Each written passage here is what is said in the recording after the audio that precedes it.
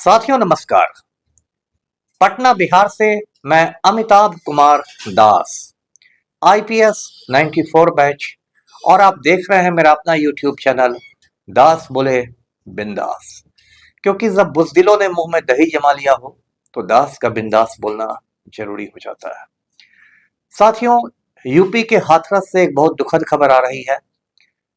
हाथरस में एक बाबा जी के सत्संग में भगदड़ मच गई है, जिसमें लगभग 125 लोग मारे गए हैं। इस वीडियो को आखिर तक दिल थाम कर देखिए। साथियों, यूपी में एक जिला है हाथरस। हम लोग जब बच्चे हुआ करते थे तो काका हाथरसी नाम के एक हास्य कवि बहुत मशहूर हुआ करते थे। हाथरस का नाम पहली बार मैंने उन्हीं से जाना था। तो हाथरस शहर से 27 किलोमीटर दूर एक गांव है फुलरई।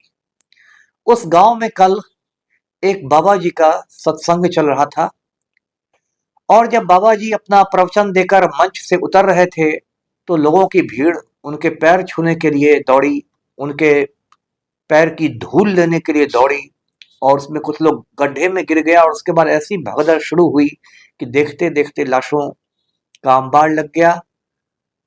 और माना जा रहा है कि अब तक लगभग 125 लोग उसमें मारे गए हैं। इसमें ज्यादातर औरतें और बच्चे हैं, और ये मौत का आंकड़ा आगे भी बढ़ सकता है, क्योंकि बहुत लोग हैं जो अभी अस्पतालों में गंभीर हालत में जिंदगी और मौत के बीच झूल रहे हैं। कुछ लोग लापता भी बताए गए हैं। तो 150 लोगों की समझिए मौत हो गई है। अब जरा इस बाबा जी के बारे में जानते हैं। इस बाबा का नाम है नारायण साकार हरि। नाम तो बड़ा प्रभावशाली है, ऐसा लगता है कि एकदम हरि के ये साकार रूप है। नारायण साकार हरि उर्फ भोले बाबा। अब ये जो भोले बाबा हैं, ये पहले उत्तर प्रदेश पुलिस में सिपाही हुआ करता था, और कुछ साल सिपाही की नौकरी करने के बाद इसने नौकरी छोड़ दी और बाबागिरी शुरू कर दिया इसने।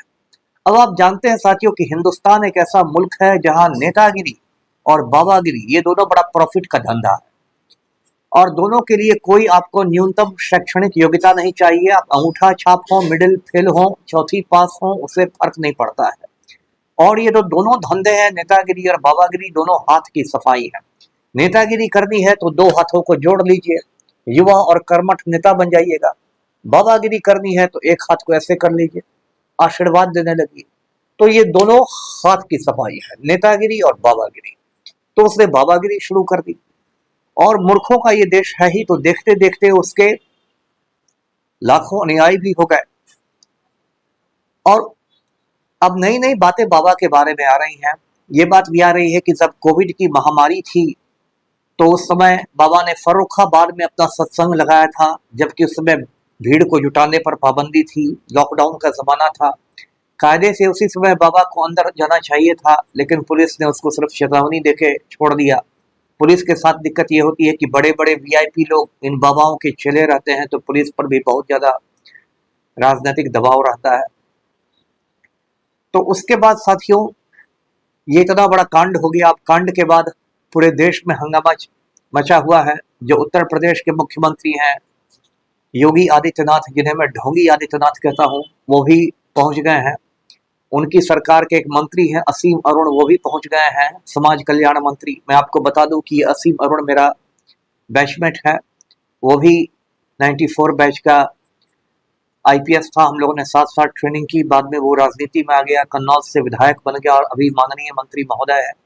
तो असीम अरुण भी पहुंच चुका है। और जो एक होता है फेंका फेंकी वाली बात, पक्ष विपक्ष को दोष दे रहा है, विपक्ष पक्ष को दोष दे रहा है,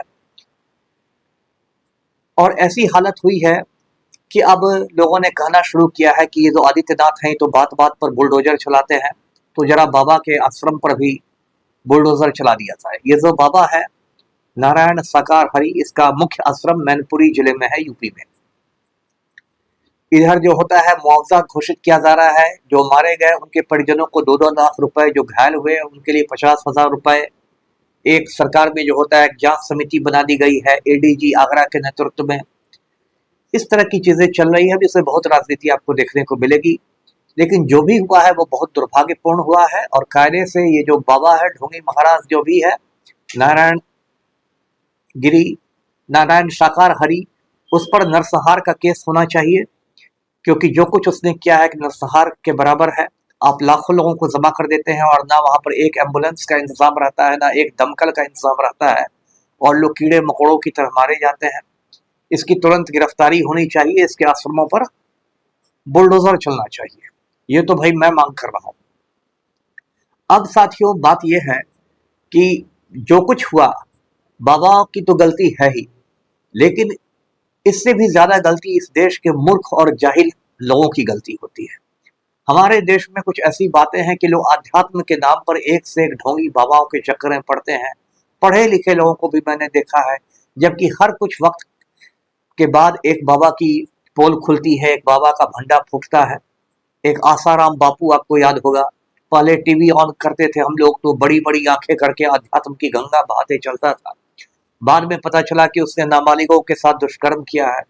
आसाराम बापू 10 बरस से जोधपुर जेल में उम्र कैद काट रहा है। एक समय नरेंद्र मोदी जी भी उसके चरणों में लौटते थे। ऐसे ही उसका बेटा है नारायण साई, वो गुजरात के सूरत जेल में उम्र कैद काट रहा है। नारायण साई ने भी नाबालिग के साथ दुष्कर्म किया था, रेप किया था। ऐसे ही एक बाबा है, बाबा राम रहीम, वो हरियाणा में चलाता था डेरा सच्चा सौदा। डेरा सच्चा सौदा का मुख्यालय सिरसा में था। वो अपनी गुफा में बुलाकर साध्वियों के साथ रेप करता था।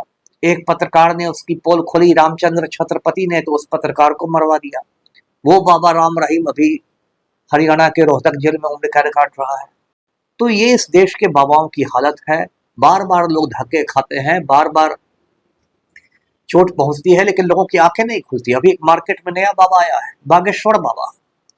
और ये बागेश्वर बाबा तो मुझे किसी भी कोण से नहीं लगता है कि कुछ इसमें मतलब कुछ गहराई है, कुछ है।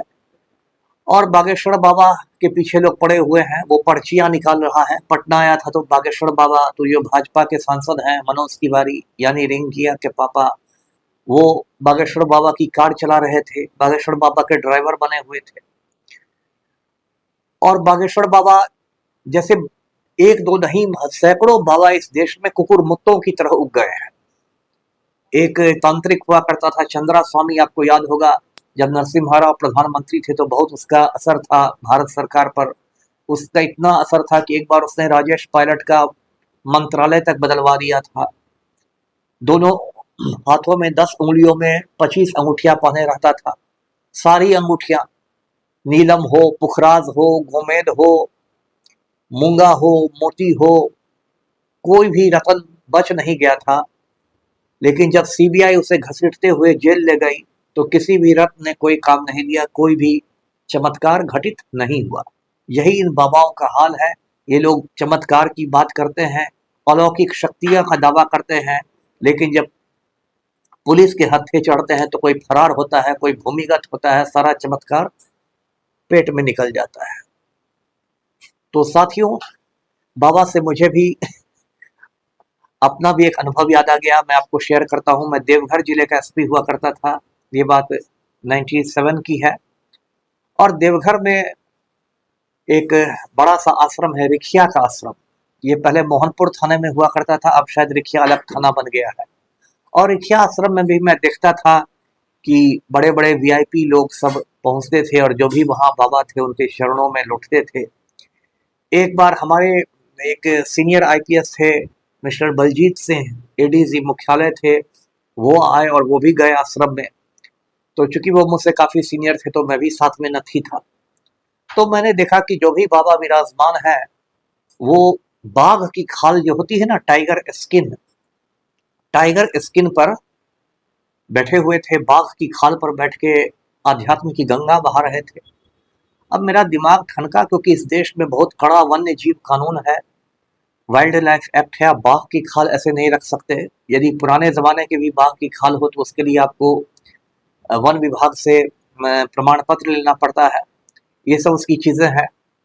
तो मैंने लौटकर मोहनपुर के थानेदार को बुलाया, मोहनपुर थाना प्रभारी को बुलाया और कहा कि भाई जाकर जरा पता कीजिए कि ये जो बाबा बाघ की छाल पर बैठते हैं, बाघ की खाल पर। इसके लिए उनके पास पेपर्स वगैरह है कि नहीं, कागजात वगैरह है कि नहीं, यदि नहीं है तो इन पर एक FIR कीजिए वन्य जीव प्राणी एक्ट में।